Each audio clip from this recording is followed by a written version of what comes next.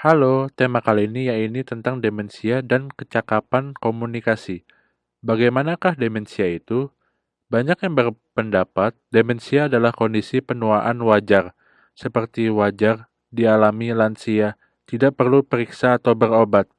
Lebih dari 12.000 penderita demensia muda di Taiwan, gejala muncul di bawah usia 65 tahun. Demensia bukanlah kondisi penuaan wajar.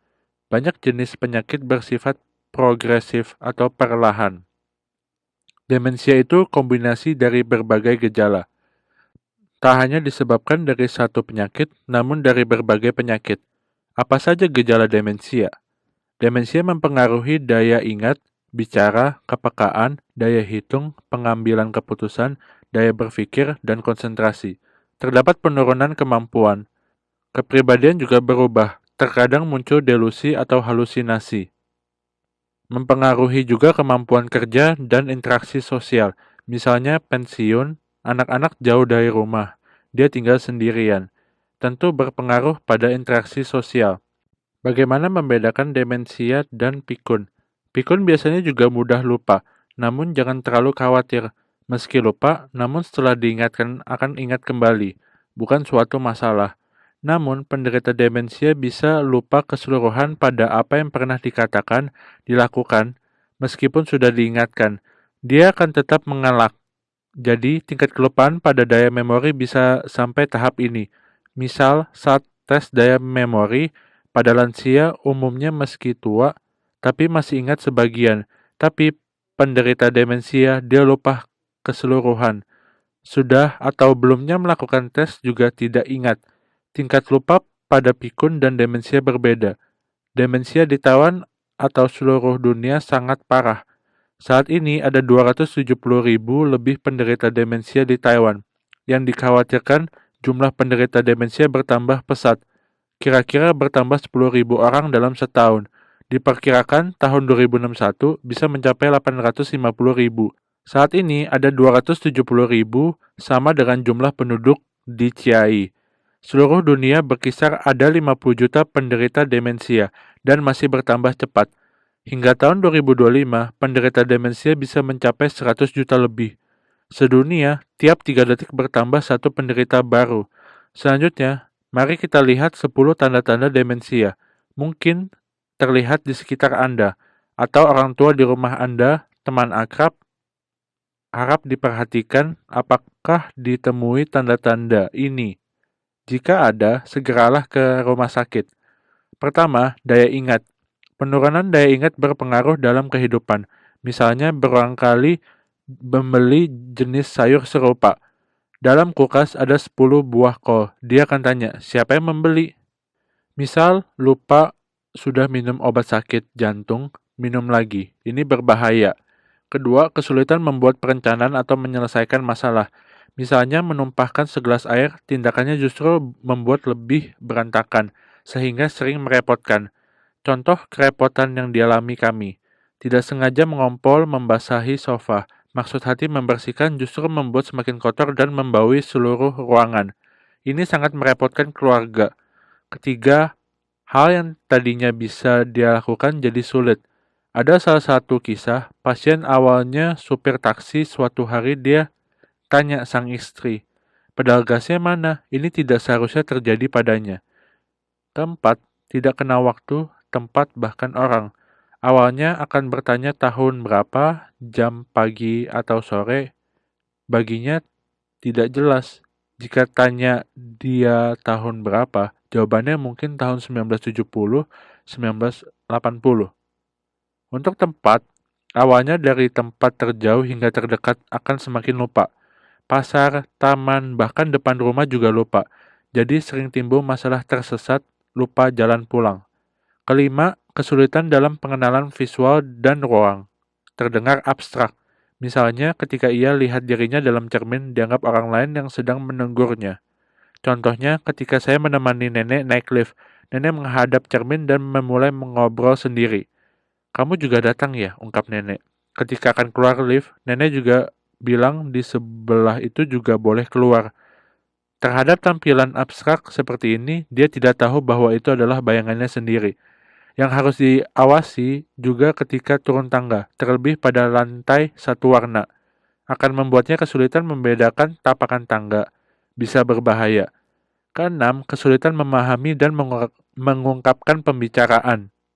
Seringkali kita tidak maksud dengan ucapannya. Sebaiknya dia juga tidak maksud ucapanmu, apalagi dengan tulisan. Pada gambar kiri, terlihat bahwa lantai hanya satu warna, sulit dibedakan. Gambar kanan ditambah penangkal licin dengan warna lain, jadi terlihat lebih jelas. Inilah cara agar terhindar dari bahaya jatuh. Ketujuh, suka menaruh barang, lalu lupa. Jadi sering ditemui, seharian mereka sibuk cari barang tetapi tetap tidak ketemu. Bila tidak ditemukan, mulai curiga dicuri orang lain. Apalagi nenek atau kakek menganggap pentingnya menyimpan uang. Takut uangnya dicuri, jadi disimpan rapat-rapat. Bahkan perhiasannya juga dicari tetap tidak ketemu. Orang yang tinggal serumah jadi sial, dituduh mencuri barangnya. Akan mempengaruhi hubungan keluarga, tantangan besar bagi si perawat. Kedelapan, daya pengambilan keputusan menurun. Misalnya, bingung pilih jalan tol atau jalan biasa. Bisa jadi dia bersepeda di jalan tol. Kemungkinan ini kalian pasti tahu bisa terjadi. Belum lagi ketika menyetir di jalan tol akan sangat berbahaya. Kedepannya, penderita demensia semakin banyak. Keselamatan transportasi jadi topik yang harus diperhatikan. 9. Tidak bisa lanjut di dunia kerja atau kegiatan sosial. Namun sering dilihat banyak penderita demensia masih tetap kerja, maka pimpinan harus paham keadaan ini. Bisa juga dia biasa aktif kegiatan lansia, lama-lama hubungan dengan orang lain tidak baik, lalu tak hadir lagi. Ini harus diperhatikan pada akhirnya kepribadiannya juga berubah. Awalnya adalah suami yang perhatian, berubah menjadi egois, membuat sang istri sulit menerima. Keluarga sering dibilang, kenapa dia berubah jadi orang lain? Ketika Anda mendengar ini, harus tersadar bahwa ini mungkin tahap awal gejala demensia. Emosi juga berubah. Tiba-tiba marah, reaksi emosinya besar. Tiba-tiba menangis parah, reaksi emosinya berbeda. 10 tanda-tanda di atas yang perlu diperhatikan, yaitu ada perbedaan dengan yang dulu dan sekarang, atau kondisi berubah semakin parah, menyusahkan orang sekitar. Tadi kita bahas perubahan kepribadian atau sifat. Gejala lainnya ini muncul gangguan psikologis termasuk delusi. Selain curiga orang lain mencuri barangnya, sering ditemui ia curiga pasangan berselingkuh. Ini dinamai delusi kecemburuan. Bahkan mengikuti atau berbicara kasar terhadap sang istri. Selain itu, masalah tidur. Pagi tidur, malam susah tidur dan jalan-jalan tanpa tujuan. Terkadang muncul perilaku kekerasan. Biasanya hal ini muncul karena orang sekitar kurang memahaminya dan berlawanan. Akibatnya mulai muncul kekerasan. Jika Anda memahaminya, tidak akan terjadi hal ini. Tersesat, ini sudah Anda ketahui. Salah mengenali, ya ini tidak bisa membedakan siapa dan siapa. Bila Anda mirip dengan istrinya, dia akan menganggap Anda adalah istrinya. Terkadang putrinya dianggap sang istri, dan putranya dianggap tuan. Selanjutnya, halusinasi. Pendengaran atau halusinasi visual. Disebut halusinasi karena tidak nyata, tapi terlihat atau terdengar olehnya, jadi dia akan berkata, ibuku bilang dia lapar, tapi nyatanya 20-30 tahun lalu ibunya sudah meninggal, mana mungkin bicara padanya. Atau dia bilang, ada banyak anak kecil lari-lari, berisik sekali. Kenyataannya tidak ada. Jika dengar ini pada malam hari, Anda bisa takut. Sebelumnya saya sampaikan ini adalah gejala yang bisa muncul pada penderita demensia. Mari kita lihat penyakit apa saja penyebab demensia. Penyebab dan karakteristik demensia yang sering dijumpai. Demensia terbagi atas 3, degeneratif demensia, vaskular, dan demensia yang dapat dipulihkan. Ada juga kombinasi Alzheimer dan vaskular muncul bersamaan. Banyak juga semacam ini. Degeneratif demensia yang sering dijumpai yaitu Alzheimer. Seperti Presiden AS Reagan, dia menderita Alzheimer. Alzheimer diibaratkan seperti seekor kucing masuk rumah. Tanpa jejak suara, Anda tidak tahu keberadaannya. Kemunculan Alzheimer tidak disadari. baru akan disadari saat kondisinya parah. Seperti duduk di papan lurut, perlahan menurun. Mayoritas penderita sekitar 2-3 tahun sebelumnya mulai muncul pertanda. Inilah gejala Alzheimer. Hampir 60% penderita demensia adalah Alzheimer, sangat banyak. Sedangkan demensia frontotemporal lebih sedikit, tapi sering dijumpai pada penderita demensia muda. Demensia frontotemporal mayoritas terlihat pada kesulitan bahasa dan perilaku bermasalah, jadi menyebabkan kerepotan bagi keluarga dan sekitar. Demensia tubuh Lewy mayoritas gejalanya mirip Parkinson, yaitu badan kaku, terkadang jatuh secara tiba-tiba. Munculnya gejala halusinasi juga lebih banyak, sedangkan Huntington disease lebih minoritas. Mayoritas kedua yaitu demensia vaskular, sama halnya stroke atau penyakit pembuluh darah otak, atau cerebrovaskular. Stroke menyebabkan kerusakan sel otak bertepatan pada bagian fungsi kognitif, daya ingat, daya tanggap arah, dan lainnya. Kekurusan dari demensia vaskular yaitu muncul gejala demensia, tapi daya geraknya normal. Proses degenerasinya bertahap seperti turun tangga, sedangkan Alzheimer seperti duduk di papan lurut. Demensia vaskular mirip turun tangga. Jika terserang stroke atau gangguan otak, barulah terlihat gejala penurunan fungsi. Demensia vaskular mudah muncul kelainan penggabungan tindakan, misalnya lambat respon. Sering muncul juga perubahan kepribadian. Penyebab lain demensia yaitu kekurangan B12, tumor otak, pembengkakan otak, dan lain-lain. Dilihat dari diagnosis dan pengobatan, bagaimana terhadap demensia? Setelah diperiksa, dokter akan memberi obat dan perawatan tanpa obat. Saat periksa yang utama yaitu perawatan obat, seperti perawatan pada gejala fungsi kognitif. Obat ini tidak mampu menyembuhkan, hanya menekankan gejala, namun tidak semuanya berefek, hanya 30% efektif.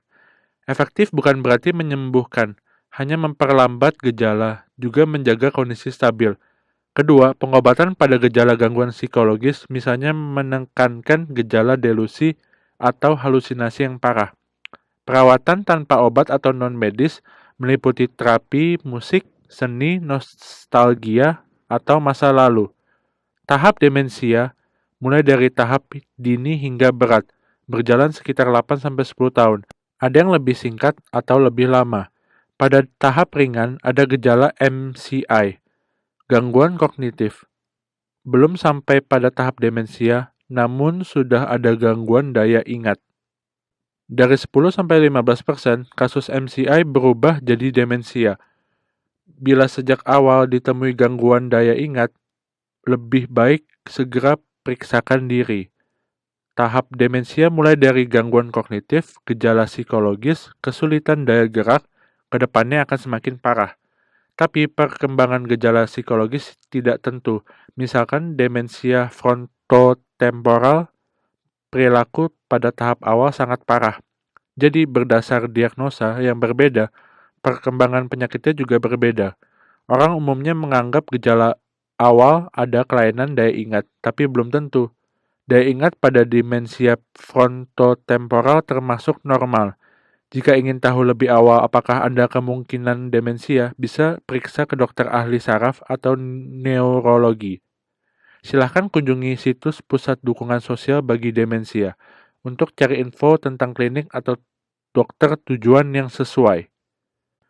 Mayoritas bagi yang berpengalaman tentang demensia akan mencari sumber info dari situs ini. Saat ini ada 20 lembaga pusat layanan yang bergabung, masih akan bertambah. Lembaga sosial ini siap melayani penderita melakukan diagnosa lebih lanjut.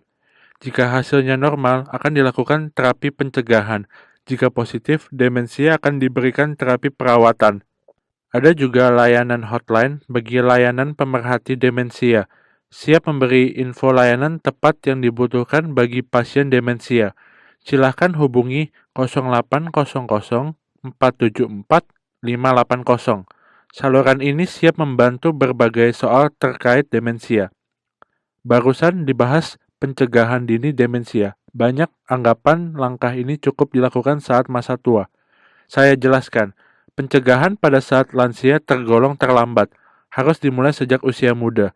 Semakin awal dimulai, sangatlah penting. Kenapa demikian? Saat ini semakin banyak penelitian menemui bahwa pada umur 20 tahun, sebelum gejala demensia muncul, pada otak besar sudah muncul kelainan. Butuh waktu 20 tahun barulah muncul gejala. Jadi, untuk mencegah demensia harus mulai sejak awal, yaitu sekarang. Bagaimana cara pencegahan demensia? Secara mudah, yaitu banyak melatih otak, banyak olahraga, banyak berinteraksi sosial. Anda pasti sudah tahu maksudnya. Sesuai dengan pola menu Mediterranean, mungkin Anda akan bertanya apa ini? Keutamaan menu ini ada pada sayuran dan buah, mengurangi gandum, kacang, ikan, dan daging, terutama daging merah. Dianjurkan perbanyak daging putih. Usahakan jangan pakai minyak hewani, lebih baik ganti dengan minyak zaitun atau minyak biji teh Taiwan. Harus diingat, banyak orang membeli produk kesehatan sebagai bentuk pencegahan, namun hingga saat ini belum ditemui tablet pencegah demensia, jadi tak perlu membuang uang. Jaga berat tubuh ideal, BMI berkisar pada 18,5 sampai 24. Hindari tekanan darah tinggi, gula darah, hiperlipidemia. Jika ada 3 gejala ini, harus diatur pada batas normal. Hindari luka luar pada bagian kepala. Pakailah helm pelindung, berhenti merokok. Bila ada gejala depresi, segeralah periksa ke dokter. Bertemu dengan kasus demensia, selain ke dokter, juga dapat peroleh info dari situs Pusat Dukungan Sosial. Situs bisa Anda lihat di layar. Setelah masuk, dapat terlihat info pusat layanan perawatan jangka panjang dari berbagai daerah. Anda juga dapat menghubungi pusat layanan perawatan jangka panjang, memahami lebih jelas info layanan terkait. Juga dapat cari informasi mana saja pusat layanan harian bagi penderita demensia. Juga ada tawaran layanan perawatan di rumah. 5 modul pembelajaran juga diberikan gratis untuk keluarga. Silahkan hubungi langsung 0800 474 580. Anda juga bisa download dari versi e-book. Lihat laman situs. Klik pada edukasi digital, Anda akan temukan modul, lalu bisa download.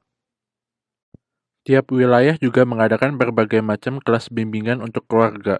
Diharapkan bisa ikut serta. Banyak keluarga yang bilang seharusnya sejak awal ikut kelas ini.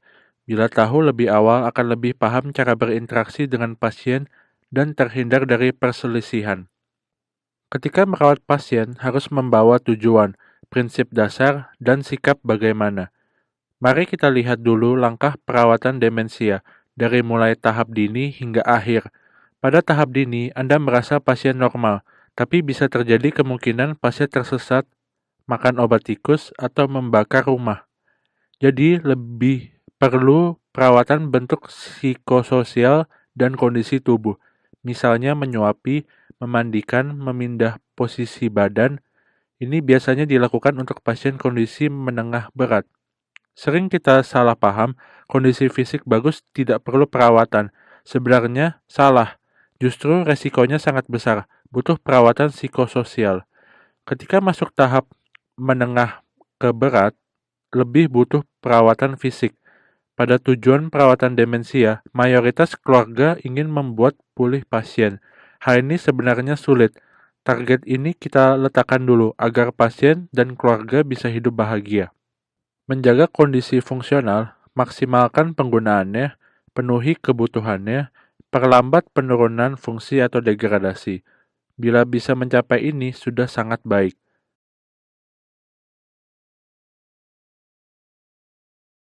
Prinsip dasar merawat demensia dibagi beberapa hal, dari mulai kondisi ringan hingga kondisi terberat. Pertama, fokus pada kemampuan dan kekuatannya. Jangan dilihat pada bagian yang sudah tak berfungsi, karena tak mungkin pulih normal. Kita perlu lihat pada apa yang bisa dia lakukan. Biarkan dia lakukan sendiri, tak terkecuali jalan kaki, berbicara. Kedua, atur pekerjaan dan istirahat yang teratur. Hindari terjadinya perubahan. Tentunya masih bisa fleksibel, misalnya ajak berwisata. Boleh saja asalkan tidak tiap minggu. Ikut sertakan pasien pada pekerjaan rumah tangga dan lakukan bersama, agar dia merasa berperan dan berharga dalam keluarga. Ajak jalan santai secara rutin, berjemur matahari, berpengaruh penting bagi emosionalnya, akan membantu mood tidurnya. Dengan alasan keselamatan, biarkan dia melakukan hal yang diinginkan, jangan melarangnya. Terkadang perlu menurunkan standar atau mengubah kebiasaan kita sendiri. Ini merupakan tantangan bagi perawatnya. Misalnya, perilaku tidur berjalan. Bagi anggapannya, dia hanya ingin pergi. Banyak keluarga yang mengeluh dan tidak tahan, tetapi sebenarnya berjalan adalah olahraga yang sangat baik. Jika tidak berpengaruh dan tak melukai orang lain atau diri sendiri, biarkan dia jalan, kecuali kakinya bengkak atau sakit. Dalam waktu sekitar setengah jam, Anda dapat mengundangnya untuk makan, dan dia punya kesempatan untuk duduk. Jika dia tidak mempengaruhi orang lain, biarkan dia melakukannya. Misalnya, dia memindahkan sesuatu dari kiri ke kanan, lalu sebaliknya. Tapi ini tidak mengganggu orang lain, biarkan dia melakukannya. Keempat, yang akan dilakukan nanti saat ini tidak mampu. Kami masih berharap dia bisa melakukannya. Mungkin bisa membuat kesalahan pada beberapa, tapi tak masalah. Jika dia bisa melakukan 70%, Anda bisa melakukan 30% sisanya. Jangan bantu keseluruhan. Selain itu, pahamilah latar belakang pasien demensia yang akan dirawat. Setelah Anda memahaminya, akan sangat membantu Anda. Kami pernah punya pasien pensiunan tentara yang suka kencing sembarang tempat, terlebih di sudut ruangan. Tentunya kurang baik. Lalu kami memikirkan cara memasangkan foto mantan Presiden Chiang. Alhasil dia tidak pernah berani kencing di sembarang tempat. Jadi Anda harus tahu lebih banyak tentang latar belakang kehidupan masa lalunya dan pengalaman hidupnya. Saat Anda merawatnya, Anda dapat lebih banyak sumber, topik yang akan dibicarakan juga semakin banyak. Jangan memperlakukannya seperti anak kecil, tetapi cintai dia seperti Anda mencintai anak Anda. Banyak puji dia, hargailah dia juga akan menghargai Anda. Jadi, kami tak akan berkata bahwa pasien mengompol, atau jika Anda melihat genangan air kencing di lantai, Anda akan bertanya apakah itu air kencingnya. Jika dia menyangkal, kami tidak akan memaksanya. Pada dasarnya, dialog semacam ini tidak banyak membantu. Tidak ada penderita demensia yang memiliki gejala yang sama. Meskipun kami menangani pasien demensia pada saat yang sama, tetapi masing-masing memiliki keunikannya sendiri. Kita harus menghargai perbedaan setiap orang dan merawat dengan cara berbeda. Akhirnya, kita berharap bahwa perawat bisa penyayang dan sabar, tetapi perawat juga manusia biasa. Kesabaran ada batasnya. Jadi ketika amarah Anda akan meledak, yang terbaik adalah pergi dan beristirahat sejenak, atau minta bantuan orang lain. Beristirahatlah, cuci muka, biarkan emosi Anda mereda, barulah kembali lagi. Jika Anda sadar bahwa emosi sering tidak stabil, perhatikan apakah Anda terlalu lelah dan depresi. Saat ini Anda perlu menjaga diri dengan baik. Kesembilan, pada dasarnya, baik penderita demensia maupun perawatnya harus menjaga kondisi sehat yang baik agar lebih mudah. Terkait pada kondisi tidur pada penderita demensia, ketika cuaca bagus, bawalah dia berjemur sinar matahari. Jangan pada siang hari, ini akan meningkatkan kualitas tidurnya. Apakah ekskresinya normal? Apakah penyakit kronisnya terkontrol dengan baik? Jika terkendali baik, akan lebih mudah untuk merawatnya. Selain itu, perawat harus memperhatikan kesehatan diri sendiri agar punya kekuatan yang cukup untuk merawat penderita demensia. Hal terakhir adalah kerjasama tim. Kerjasama tim artinya saya tidak merawat sendiri. Bahkan banyak orang yang merawatnya, termasuk anggota keluarga lain, rekan kerja, dan tetangga, polisi, gereja, toko asosiasi, pemerhati demensia, dan lain-lain. Faktanya, kita semua merawat penderita demensia. Nanti akan saya jelaskan melalui video berikut. Rekan kerja dan anggota keluarga lainnya hendaknya berdiskusi bersama bagaimana cara merawatnya. Apakah kita perlu memiliki buku catatan bersama? Apakah perlu line untuk berkomunikasi tentang yang terjadi hari ini dan cara bergilir tugas untuk merawatnya? Jangan hanya dibebankan pada seorang untuk merawat, terlalu berat. Kalian bisa belajar satu sama lain. Selanjutnya, kita akan menonton videonya. Seperti yang dilihat dalam video, kita harus berusaha untuk menjaga hubungan baik dengan tetangga dan teman sekitar. Ajak mereka memahami demensia dan peduli bersama pada penderita demensia di lingkungannya. Jika ada lansia demensia, dapat memberikan bantuan yang sesuai sehingga dapat mengurangi beban dalam perawatannya. Selanjutnya, mari kita lihat bantuan. Apa saja yang dibutuhkan keluarganya. Pada dasarnya, dia akan memiliki beberapa tingkatan kebutuhan. Secara umum, terbagi atas kebutuhan dukungan emosional, instrumental, dan informasional. Dukungan emosional adalah anggota keluarga membutuhkan Anda untuk berempati dengannya dan memahami suasana hatinya. Beri pujian dan keyakinan. Dukungan instrumental yaitu dapat bergiliran membantu merawat penderita demensia sehingga perawat dapat beristirahat, melakukan apa yang ingin ia lakukan, periksa ke dokter, dan lain-lain. Dukungan informasional mengacu pada penyediaan informasi relevan yang dibutuhkan, misalnya info pusat layanan bagi penderita demensia, info layanan keluarga, info pusat, layanan perawatan umum, dan lain-lain. Perawat juga perlu memiliki kondisi fisik dan psikologis yang stabil. Ini hak bagi perawat. Misalnya, jika saya sehat, maka pasien akan sehat. Butuh istirahat cukup agar dapat merawat pasien dengan lebih baik. Ketika saya punya cukup dukungan, saya bisa merawatnya dengan setengah kekuatan saya, dan saya butuh bantuan orang lain, sehingga emosi saya akan lebih stabil. Katakan pada diri sendiri, yang saya lakukan itu berharga. Semua perawat harus menghargai pekerjaannya sendiri. Terkadang, berilah penghargaan pada diri kita sendiri, seperti membeli baju bagus untuk diri kita sendiri. Berdiskusi dengan orang lain tentang keterampilan perawatan. Berbagai pengalaman Anda akan sangat bagus. Tulis catatan perawatan untuk mempermudah ketika orang lain mengambil alih tugas. Manfaatkan sumber dukungan agar lebih mudah dalam perawatan. Juga untuk melakukan aktivitas interaksi sosial. Hal ini dapat memberi semangat anggota keluarga.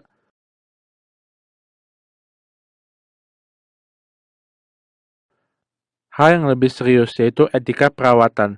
Pada dasarnya, kita harus menghormati hak pasien sesuai prinsip otonomi, prinsip manfaat, prinsip tidak merugikan, prinsip keadilan yang harus diperhatikan. Namun ada beberapa masalah, misalnya pada prinsip otonomi, tetapi dia ingin melompat dari gedung. Apakah Anda akan membiarkan dia melompat dari gedung? Tentu saja tidak. Kamu harus mengalihkan perhatiannya ke hal lain.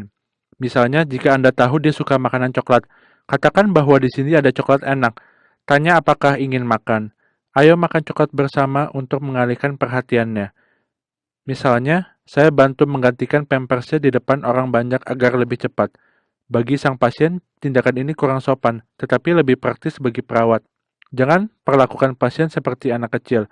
Mendandani dia seperti anak kecil, lalu Anda merasa sangat bahagia. Ini tidak tepat. Anda membantu banyak si pasien, seolah-olah Anda merawatnya dengan baik. Namun, justru akan memusnahkan fungsinya. Jadi, biarkanlah dia melakukan apa yang bisa dia lakukan. Selain itu, kita pernah lihat di berita bahwa perawat sengaja mempermainkan pasien. Hal ini tentu saja tidak diperbolehkan. Saya yakin ini tidak akan terjadi pada Anda, tetapi perlu dipahami tentang penganiayaan pasien, misalnya penganiayaan fisik yang bisa saja dilakukan oleh anggota keluarga atau orang lain. Bisa jadi mencubit, memukul, memarahi, menyalahkan, mengancamnya, atau mengabaikannya secara tiba-tiba. Ini adalah kelalaian, termasuk bentuk penganiayaan. Tentu saja dilarang jika ada justru melanggar hukum.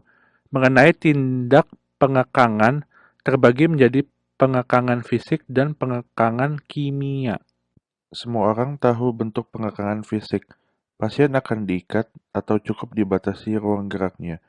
Pengekangan kimiawi yaitu dengan diberi obat kuat mengontrol daya gerak, sehingga dia tidak akan banyak bergerak. Tindakan seperti ini bukan dilakukan sesuka hati. Ini tidak diperbolehkan.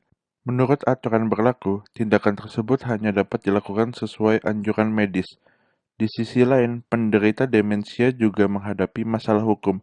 kita bisa mengingatkan bahwa keluarga misalnya membuat surat pernyataan atau memberi peringatan terlebih dahulu. Beberapa penderita demensia bisa saja mengajukan banyak kartu kredit atau ditahan untuk menjadi jaminan. Ini akan berdampak besar pada finansial keluarga. Gunakan cara legal untuk menanganinya. Buku ini dapat diunduh langsung dari internet. Setelah diunduh, silahkan dibaca atau bagikan dengan anggota keluarga Anda. Ini dapat membantu menyelamatkan keluarga dan menghindari kerugian harta benda. Di situs itu, Anda dapat mengunduhnya pada bagian ini.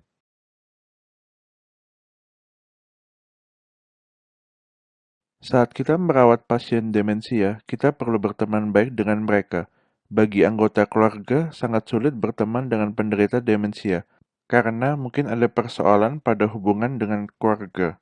Perawat hendaknya memahami terlebih dahulu. Apa hubungan awal saya dengannya? Bagaimana saya bisa memiliki hubungan baik dengannya? Lupakan masa lalu dan mulai lagi. Sekarang dia menderita demensia. Bagaimana cara saya agar bisa terus merawatnya, apalagi memelihara hubungan persahabatan?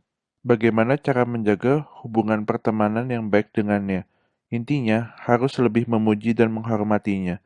Seorang anggota keluarga mengatakan kepada saya bahwa dia susah dirawat setelah dokter memintanya untuk sering memuji ibunya, dan dia benar-benar melakukannya selama beberapa bulan.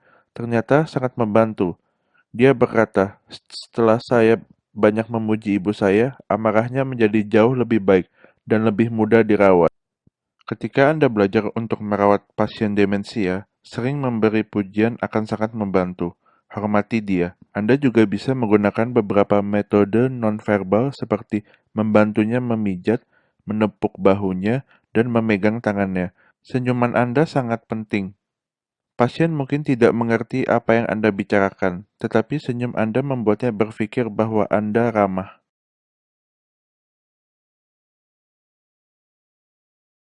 Nanti kita akan belajar tentang kisah hidup pasien demensia ini, bahkan membantunya membuat buku cerita kehidupan, mencatat masa lalu dan pencapaian prestasinya, merekam dan menyajikannya dengan beberapa gambar dan foto. Sangat berguna sekali. Misalnya, keluarga membawa penderita demensia ke klinik periksa. Waktu tunggu terlalu lama dan dia tidak sabar. Keluarganya membawakan buku cerita hidupnya. Ketika dia tidak sabar, bisa berikan ini agar dia tertarik dan lebih bersabar menunggu. Ada lagi kisah lain demensia. Dia harus membaca ulang buku cerita ini setiap malam sebelum tidur. Setelah membacanya, dia tidur nyenyak. Tampaknya, bagi dia mengingat lagi masa lalu memberi ketenangan baginya.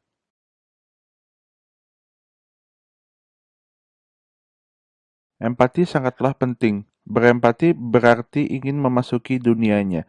Misalnya, suatu ketika seorang pasien mengatakan pada saya bahwa menantu perempuannya memberikan segala barang untuk diberikan ke ibu kandungnya, termasuk gigi palsu saya.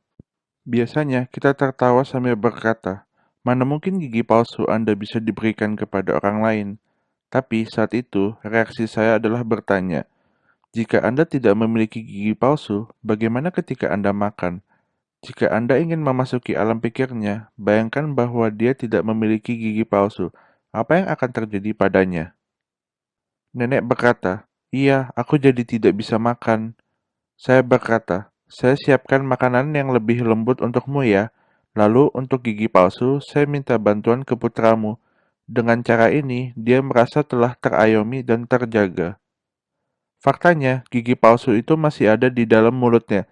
Tetapi ketika kita memasuki alam pikirnya dan berdiri di garis yang sama, dia menganggap kamu adalah teman baiknya, dan kamu akan lebih mudah merawatnya.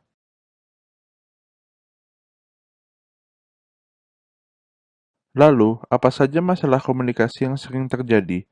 Misalnya, dia tidak bisa mengucapkan bahasa yang tepat. Dia ingin bercerita tentang pisang, tapi sulit. Jadi dia hanya berbicara tentang satu persatu. Anda tidak bisa mengerti apa yang dia katakan. Dia juga tidak bisa mengerti apa yang Anda katakan padanya. Dia mungkin lupa di tengah pembicaraan dan dia berhenti di situ, terus mengulangi hal yang sama.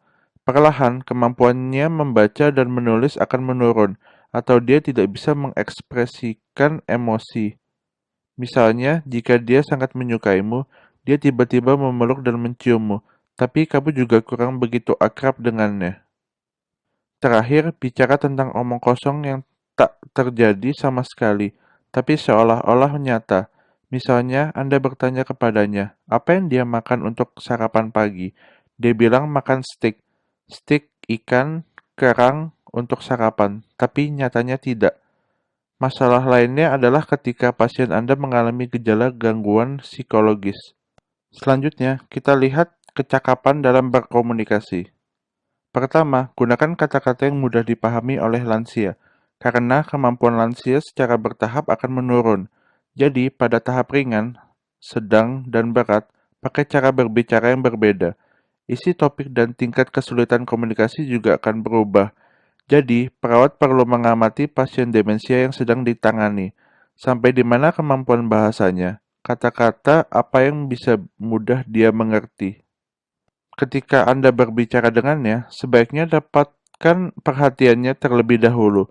Panggil namanya atau berdiri di depannya agar dia melihat Anda, atau tepuk dia untuk menarik perhatiannya.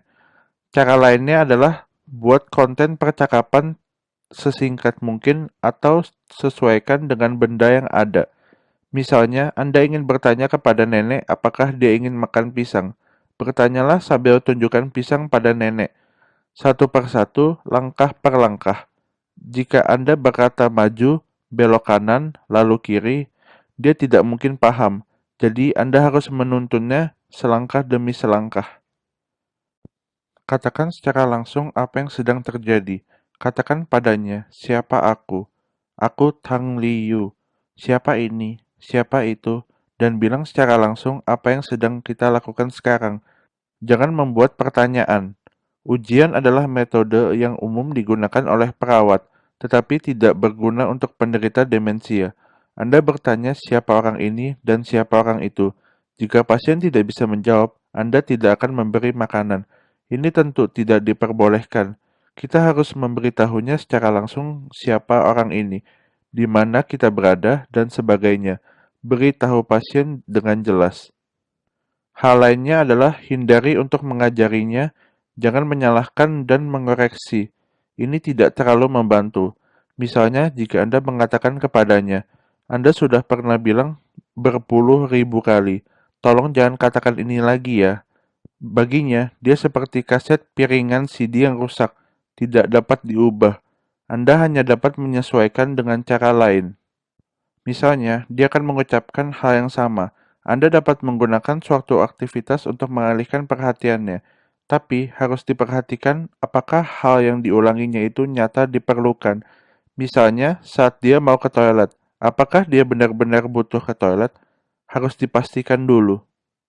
Jika Anda menemukan bahwa dia baru saja keluar dari toilet, namun ia ingin pergi ke toilet lagi, ini mungkin tidak perlu. Tetapi juga harus perhatikan bahwa dia mungkin mengalami infeksi saluran kemih yang menyebabkan dia selalu ingin pergi ke toilet. Saya rasa bagi Anda yang pernah mengalami hal ini bisa paham, penyebabnya harus dipertimbangkan lebih lanjut.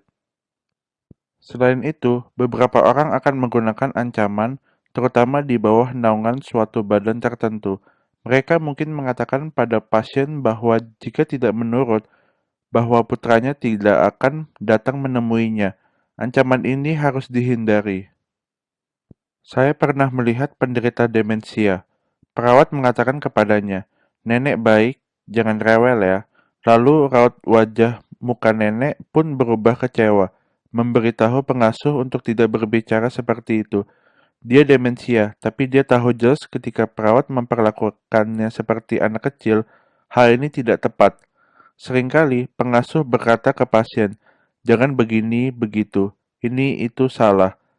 Cara berbicara ini sangat rentan memunculkan konflik dan kekerasan. Jadi kami berusaha untuk tidak mengatakan bahwa itu tidak boleh, itu salah. Lalu harus bagaimana? Misalnya, ada seorang anak laki-laki. Tengah malam, tiba-tiba ayahnya mengambil sebuah koper di tengah malam dan berkata dia akan pergi kerja. Anaknya tidak membolehkan.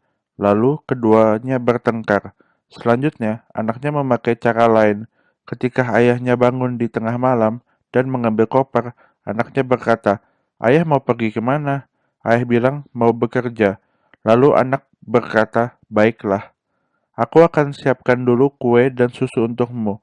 Setelah makan, ayahnya lupa kejadian itu. Selanjutnya, kami pergi tidur. Jadi, janganlah memakai cara bertengkar. Gunakan cara dengan mengalihkan perhatian. Awalnya turuti kemauannya, lalu alihkan perhatiannya.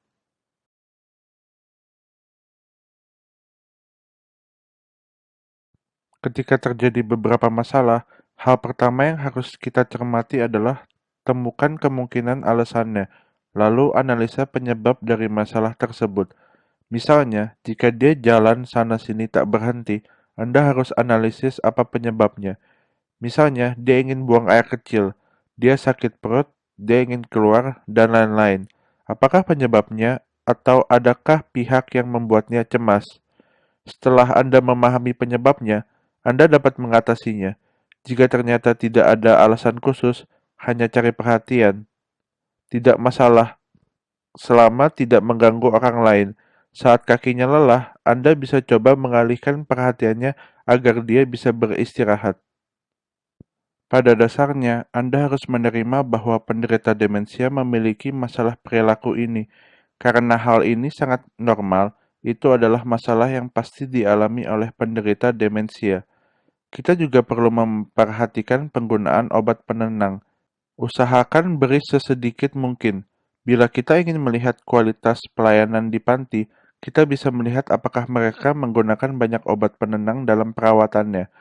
Jika iya, ini merupakan indikator kualitas yang buruk.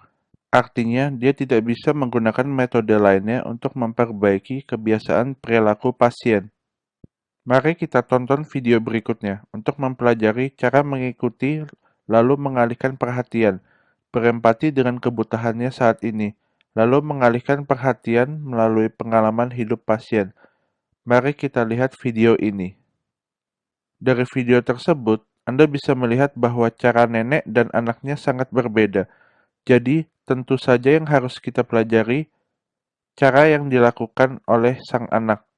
Anda mengikuti permintaan ayahnya yang ingin makan, lalu alihkan perhatian dengan nonton TV. Anaknya tahu bahwa ayahnya suka menonton gulat, jadi biarkan dia menonton gulat. Setelah itu, tidak ada masalah. Berikutnya, beberapa masalah umum yang sering dijumpai, yaitu menolak ke dokter, mandi, makan, minum, obat, pakai tanda pengenal, dan lain-lain. Saat ini, Anda bisa menggunakan berbagai cara. Izinkan saya mengutip beberapa contoh. Kami memiliki seorang kakek yang ingin membawa neneknya ke dokter ahli demensia. Ketika kakek memberitahunya, tentu saja nenek menolak. Kemudian kakek memberitahu nenek bahwa dia akan pergi ke dokter dan meminta nenek menemaninya. Faktanya akan memeriksakan nenek. Berkait dengan gelang pengenal, kakek juga sangat pandai. Ia bilang ke nenek bahwa gelang ini adalah gelang berkah untuk dipakai berdua. Soal mandi, ada salah satu anggota keluarga yang cukup lucu. Karena dia sangat menolak dimandikan, orang lain, akhirnya suami istri mandi bersama. Berbagai cara sebenarnya bisa digunakan, seperti halnya menolak makan. Ada beberapa lansia yang menolak makan ketika Anda di samping mereka, tetapi disiapkan di atas meja lalu Anda pergi, dia akan memakannya. Misalnya, saya pernah bertemu dengan seorang lansia. Kami mengundangnya untuk membuat dumpling bersama. Awalnya, dia memberitahu saya bahwa dia tidak bisa. Dia tidak mau. Tetapi ketika kami mulai mengerjakan, dia juga ikut membuat 70 buah. Jadi, terkadang para lansia berbicara secara verbal, tetapi bukan berarti bahwa dia benar-benar berpikir seperti itu. Terkadang mereka tidak mampu mengungkapkan maksud hatinya. Namun, terkadang Anda harus memperhatikan ketika dia menolak makan, ketika sulit makan, ketika dia muntah, atau kehilangan kesabaran. Anda harus mengamati apakah dia memiliki masalah gigi atau bahkan peradangan yang menyebabkannya. Alasan mendasar perlu dipahami. Apakah ada masalah yang menyebabkan dia menolak mandi, menolak makan, menolak minum obat, dan lain-lain. Bagaimana mengatur beberapa kegiatan dalam kehidupan sehari-hari agar para lansia dapat menjaga fungsi kognitif dan tetap sehat. Utamanya, yaitu mengatur kegiatan agar para lansia bisa mendapatkan pengalaman sukses dan bermakna. Mari kita lihat dulu video berikut.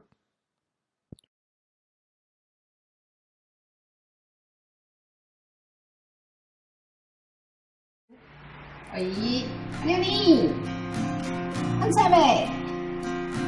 起来哦，起来哦！嘿，开车，超卡森林嘿，嘿，嘿，带你来佚佗。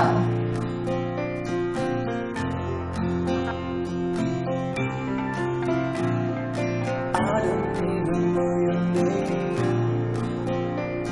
I can't believe it's you again.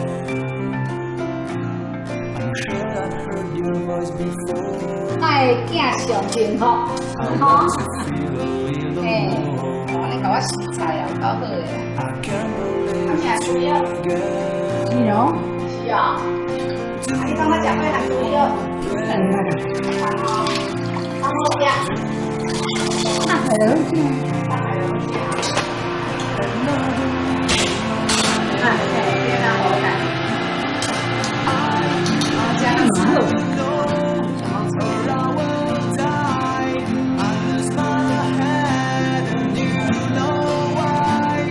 I need to know and then I lie. I'm telling you that I don't mind. I need to know or I will die. I lose my head and you know why. I need to know and then I lie. 我看那个这个老花的时候，就是一般是老花，比如说经常以后比较会说，比较亲近，或者按照当然啊，但是呢，我也太笑了，太笑了呀！好，我还有啊。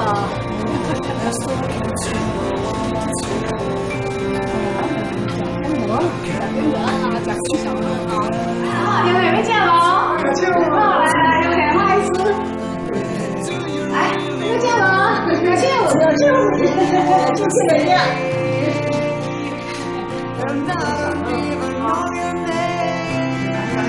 给北京给这一些温婉的印象，给以上，直接开题，美丽开题啊！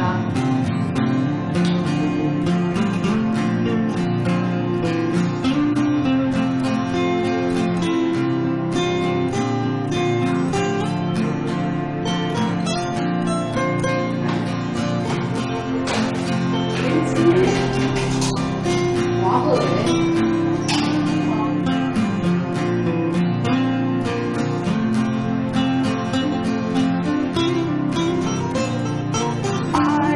I need to know or I will die.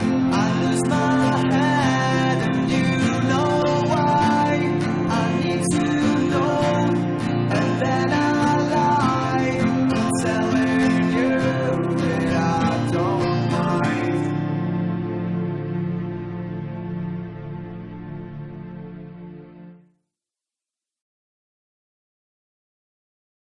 Dari video ini, Anda mungkin merasa iri dengan ibu ini. Senang rasanya memiliki putri di sisinya. Faktanya, putrinya tidak melakukan hal yang istimewa, hanya menemani ibunya setiap hari, memilih sayur, dan berbelanja bersama, melakukan banyak hal dengannya. Hal-hal dalam kehidupan sehari-hari dapat membuat ibu bahagia. Jadi, mengatur kegiatan adalah membiarkan lansia berintegrasi dalam kehidupan normal, sehingga dia dapat ikut berpartisipasi. Kita hanya memahami apa yang masih bisa dilakukan lansia. Dia telah kehilangan sebagian kemampuannya karena demensia, tetapi dia masih memiliki banyak kemampuan. Kemampuan itu perlu ditemukan oleh perawatnya. Biarkan pasien tetap melakukannya. Bagaimana perawatan yang dinilai sukses dan bermakna? Anda mampu menciptakan kesempatan bagi pasien demensia untuk beraksi dengan tepat dan menggunakan kemampuannya. Terdengar umum, bukan? Misalnya, saat kita membawa pasien melakukan kegiatan, Kita meminta penderita demensia untuk memperkenalkan nama dan usianya. Tetapi, apa yang harus saya lakukan jika penderita demensia tidak dapat menyebutkannya? Saya tulis nama dan usianya di papan agar dia saat memperkenalkan diri bisa tepat. Inilah kesempatan yang Anda buat untuk membuatnya berhasil. Anda tahu dia tidak dapat melakukan beberapa hal, tetapi Anda punya beberapa taktik membantunya untuk melakukan. Masukkan pengalaman hidupnya ke dalam kegiatan yang Anda atur. Jadi Anda harus memahami apa keahlian dan minatnya apa. Misalnya, dia suka memasak. Anda bisa mengatur beberapa aktivitas memasak agar dia bisa terlibat. Jangan biarkan yang pasien merasa frustasi. Jauhi topik pembicaraan yang mudah menyebabkan frustasi. Buat dia merasa berguna. Setelah dia melakukan sesuatu untuk Anda harus berterima kasih padanya, memberitahu bahwa dia telah banyak membantu. Semangati dia. Biarkan lansia memiliki kegiatan sebanyak mungkin di siang hari, tetapi Anda juga harus mengatur waktu istirahat yang sesuai. Beberapa lansia mungkin membutuhkan waktu 2 jam untuk istirahat. Lainnya mungkin membutuhkan 1 jam untuk istirahat. Beri dia cukup waktu untuk melakukan sesuatu. Bagi Anda, hal-hal yang mungkin selesai dalam 10 menit mungkin baginya membutuhkan waktu 1 jam. Jadi Anda harus cermati kemampuannya. Kegiatan itu termasuk gosok gigi, cuci muka, menyapu lantai, cuci sayur, atau memotong sayuran. Ini sangat bagus. Banyak orang bertanya, bolehkah bermain mahjong? Tentu boleh, jangan memakai uang sungguhan saat bermain mahjong. Gunakan uang palsu untuk bermain. Yang utama, dia bisa menggunakan otaknya dan selama ia suka melakukannya. Saya ingin ingatkan satu hal. Banyak anggota keluarga yang mengatakan bahwa ayah saya tidak bisa menyanyi dan tidak bisa menggambar. Tetapi ketika kami membiarkan mereka memiliki kesempatan untuk melakukannya, dia akan melakukannya. Ada beberapa seniman amatir di pusat layanan demensia. Dia awalnya tidak suka melukis, tetapi sekarang dia menjadi seniman. Jadi, kita harus memahami bahwa beberapa sel otak mengalami kerusakan, lalu menderita demensia, tetapi ia masih memiliki banyak sel otak yang baik dan perlu dikembangkan. Kita dapat mengembangkan potensinya. Bagian ini mungkin banyak tak disangka, tapi nyatanya itu benar-benar terjadi. Adapun untuk membimbing penderita demensia, bagaimana cara Anda membuatnya menyukai dan membuatnya bersedia untuk berpartisipasi? Hal ini membutuhkan banyak faktor tambahan, seperti orang-orang yang disukainya, melainkan bukan pengasuhnya sendiri, namun disukai oleh mereka. Misalnya, pasien demensia peduli tentang siapa yang paling dia pedulikan, siapa yang paling terampil menemaninya, dan siapa yang paling dia sukai. Misalnya, saat upacara kelulusan, anak-anaknya semua hadir, dia sangat bahagia. Maka Anda juga perlu tahu apa yang suka dimakan oleh sang pasien. Anda bisa menggunakan ini sebagai pendukung. Selain itu, pujian jangan terlalu berlebihan. Jangan hanya Anda memujinya. Buatlah semua orang di sekitar juga memujinya. Ketika semua orang memberinya banyak pujian, dia sangat bahagia. Meskipun dia memiliki ingatan yang buruk, namun dia ingat saat-saat kebahagiaan. Dia mungkin sangat senang melihatmu karena dia akan mengingat segalanya dan bahagia setiap kali bersamamu. Dia mungkin tidak ingat namamu, tapi dia ingat bahwa dia bahagia ketika bersama Anda. Jadi, sangat penting bagi Anda untuk memujinya. Siapkan hadiah kecil pada setiap kegiatan. Pilihlah hadiah sesuai dengan pasien. Misalnya, beberapa penderita demensia mungkin merasa sangat senang dengan sikat gigi, biskuit, atau sabun. Setiap kali ada hadiah kecil, mereka akan memiliki ingatan positif tentang Anda dan bahagia. Selanjutnya, selain kegiatan yang diatur di rumah, seperti mencuci dan memotong sayur mayur di rumah, atau membersihkan, melipat pakaian, dan lain-lain, kita juga bisa mengikuti berbagai kegiatan di masyarakat, termasuk ke taman bermain catur dengan lansia lain, menyanyi, mengajak jalan-jalan, ke gereja, atau makan malam bersama, atau ke museum. Saat ini, banyak museum dan perpustakaan juga mengatur kegiatan khusus penderita demensia untuk memenuhi kebutuhan mereka. atau beberapa sukarelawan juga membantu para penderita demensia. Selain itu, kami memiliki basis layanan di berbagai komunitas. Basis layanan ini juga dapat mengadakan kegiatan lansia demensia. Misalnya, pusat layanan Ruice juga memiliki banyak kegiatan yang positif. Kegiatan ini termasuk pelatihan kognitif, kelompok nostalgia, seni, musik, paduan suara, kelas olahraga, kelas tari, dan sebagainya. Saya yakin ke depannya akan muncul kelompok lebih bervariasi. Ini adalah kegiatan yang dibuat khusus untuk penderita demensia. Setelah mereka berpartisipasi, mereka mungkin awalnya menolak, tetapi ketika dia merasa senang setelah berpartisipasi, dia akan menjadi sangat suka berpartisipasi. Dia sering bertanya kepada Anda, apakah hari ini perlu pergi ke kelas? Apakah besok pergi ke kelas? Pada komunitas pengabdian masyarakat juga akan ada kursus untuk anggota keluarga, ada kelompok keluarga dan tim sukarelawan. Keluarga dapat berpartisipasi bersama lansia pada beberapa kegiatan positif. Juga ada layanan kunjungan, pemerhati keamanan, dan lain-lain. Masih akan bertambah ke depannya. Hal-hal yang perlu diperhatikan dalam kehidupan sehari-hari antara lain keamanan, makanan, berpakaian, dan lain-lain. Dari segi keamanan, lansia rawan terjadi kecelakaan di rumah. Selain itu, lansia juga rawan tersesat. Perawat atau petugas layanan harus persiapan tanda pengenal. Catat pada kertas nomor kontak yang bisa dihubungi. Beri label kain yang dijahit di baju. Label kain ini gratis, bisa didapatkan melalui Taiwan Dementia Association. Anda dapat meletakkan QR code pada label ini atau informasi lain yang Anda inginkan, dan kemudian Anda dapat menjahit di pakaiannya. Label ini tidak akan hilang tercuci. Anda juga bisa membuat gelang atau ponsel dengan GPS, dirancang khusus untuk pasien demensia. Juga perlu membuat sidik jari. Jika Anda membutuhkan informasi lebih rinci, Anda dapat menghubungi 0800 474 580.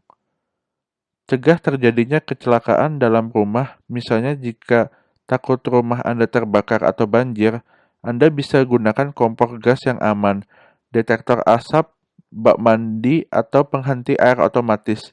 Jauhkan barang-barang berbahaya. Singkirkan barang yang tak jelas seperti minyak goreng atau sabun cuci. Setelah didiagnosis demensia, ia harus diawasi saat minum obat. Jika perlu simpan obatnya, berikan pada saat waktunya.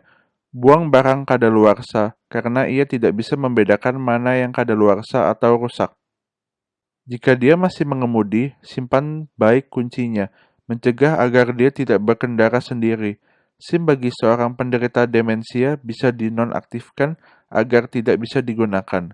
Jika pasien masih membawa sendiri cap tanda tangan dan buku tabungan, diskusikan dengan keluarganya agar barang-barang tersebut perlu diserahkan ke orang tepat, agar terhindar dari penipuan atau pencurian. Hal ini harus dipersiapkan sebelumnya. Untuk makanan, tidak perlu membuatnya terlalu kenyang. Justru berikan buah-buahan atau makanan rendah kalori di sela waktu makan.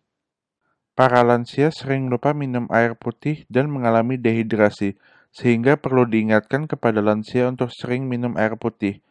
Perhatikan kondisi rongga mulut ya, apakah meradang? Periksalah ke dokter gigi secara teratur. Dokter gigi khusus penyandang disabilitas dapat membantu mengatasi masalah rongga mulut pada lansia demensia, bahkan mengoleskan obat untuk menghindari kerusakan gigi. Jika lansia menolak untuk makan, Anda perlu mencari tahu alasannya. Bisa jadi karena kondisi gigi. Terkadang jika kesulitan mengunyah, Anda dapat memotong makanan menjadi potongan kecil-kecil untuk disajikan. Sesuaikan situasi. Kontras warna dapat memudahkan para lansia untuk membedakan di mana makanannya. Jadi pertimbangkan ini juga bisa diambil saat menyajikan makanan. Pakai pakaian yang sederhana. Biarkan pasien memilih sendiri dari dua pilihan. Ikuti kebiasaan cara pemakaiannya. Biarkan dia memakai satu persatu sendiri. Anda cukup bantu bila perlu. Beberapa lansia suka memakai pakaian yang sama setiap harinya. Siapkan saja beberapa setel lebih banyak. Masalah umum lansia saat ingin buang air kecil atau besar, mereka tidak dapat menemukan toilet. Anda dapat membuat tanda yang jelas di toilet. Selain itu, jika toilet bisa memiliki warna lantai dan dinding yang kontras, akan memudahkannya untuk melihat dengan jelas. Kira-kira waktunya tiba. Ingatkan dan antar lansia untuk pergi ke toilet agar dia tidak mengompol. Jadi kita harus aktif mengingatkannya. Sebelum tidur malam, kira-kira tengah malam, minumlah sedikit air agar tidak mempengaruhi kondisi tidurnya. Beberapa lansia akan menolak untuk mandi, jadi kami mencoba untuk memilih waktu saat suasana hatinya baik. Dia suka dan bersedia mandi, jadi kami perlu menyesuaikan. Kebiasaan waktu mandi pada tiap lansia berbeda. Saat cuaca dingin, perlu siapkan pemanas di kamar mandi. Tentunya harus diperhatikan keamanan, sehingga lansia tidak akan menolak mandi karena alasan dingin. Ketika lansia sedang mandi, bisa juga sambil bernyanyi bersamanya agar kegiatan mandi lebih lancar. Biasanya kamar mandi agak gelap. Usahakan agar kamar mandi terang, agar tidak ada ilusi. Misalnya beberapa lansia akan menganggap pencurian adalah ular. Jangan terburu-buru, gunakan waktu ini sebagai salah satu aktivitas penting. Cobalah untuk membiarkan lansia melakukan apa yang dia bisa. Misalnya saat mandi, biarkan dia membasuh setengah badan atas agar dia bisa mengontrol dan lebih tenang. Misalnya, biarkan dia memutuskan apakah akan memakai baju atau celana dulu. Beberapa lansia akan menolak Anda untuk membantunya mandi karena dia merasa malu. Anda bisa membungkusnya dengan handuk besar, lalu membantunya membuka pakaian. Ketika di toilet, kamu bisa sekaligus bantu membasuh bagian bawah tubuh. Jika Anda kesulitan mencuci rambut, pertimbangkan juga untuk pergi ke salon kecantikan untuk keramas. Anda bisa keramas secara bertahap. Anda tidak perlu mencuci seluruh tubuh sekaligus dan tidak harus mandi setiap hari. Sesuaikan dengan kondisi cuaca dan kondisi keringat. Setelah mandi, beri dia pujian agar dia merasa hebat dan cantik. Dalam hal kondisi tidur, kami berusaha untuk mengatur lebih banyak aktivitas pada siang hari, agar para lansia dapat tidur lebih nyenyak pada malam hari, karena keluar lebih banyak energi pada siang hari. Oleh karena itu, lebih banyak anggota keluarga yang mengantarkan lansia ke kelas pada pagi hari akan sangat membantu memperbaiki kualitas tidurnya. Perbaiki kebiasaan tidur, menggosok gigi, pergi ke toilet, putar musik kesukaannya. Kebiasaan ini akan membantu perawatan. Gunakanlah obat ketika benar-benar diperlukan. Hindari makanan berkafein jika harus bangun tengah malam. Kita harus pastikan ruang aman. Misalnya, pasanglah lampu malam kecil agar dia dapat melihat dengan jelas saat bangun. Tempat tidur jangan terlalu tinggi agar tidak mudah terjatuh. Jika lansia sering bangun tengah malam, anggota keluarga mungkin tak bisa tidur nyenyak, sehingga perlu bergiliran menjaga agar terhindar dari cedera. Pada lingkungan, perlu diperhatikan bahwa lansia akrab dengan lingkungan ini. Tempel beberapa foto akrab, perabot akrab, beberapa lansia karena tadinya tinggal di pedesaan dan keluarganya membawanya ke kota. Pada kondisi ini, keluarga dapat membawa juga perabot dari tempat asal ke Taipei. Meskipun sulit bagi keluarga, namun ini adalah salah satu usaha. Pada ruangan, usahakan beri tanda yang jelas agar dia bisa melihat arah dengan jelas, seperti toilet. Beberapa rangsangan lingkungan harus disesuaikan, misalnya cahaya yang terlalu silau atau musik yang terlalu berisik.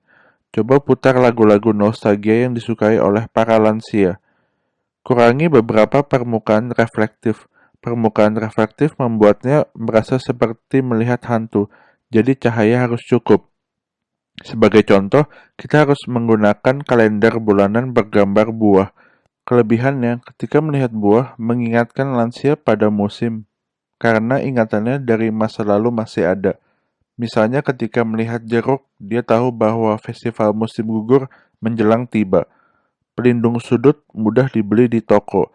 dapat mencegah lansia terjatuh dan terhindar dari cedera. Ruang berfasilitas difabel dapat mencegah orang tua jatuh, diberi tanda jelas. Kontras warnanya jelas sehingga dia bisa membedakan jelas letak benda-benda tersebut. Hilangkan permukaan reflektif, tempel agar tidak berefleksi, sehingga dapat mengurangi kecemasan dan ketakutan pasien. Jadi, kami mengikuti metode perawatan dan komunikasi yang disebutkan di atas. Kami bisa berinteraksi baik dengan orang tua kami. Saya menemukan banyak perawat setelah menguasai cara perawatan tepat, sering berkata bahwa pasien saya ini sangat lucu dan dia senang bergaul dengannya.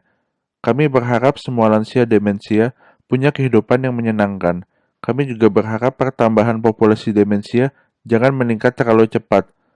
Perawat juga harus menjaga diri dan agar tercegah dari demensia. Semoga Anda aman dan hidup sehat. Terima kasih.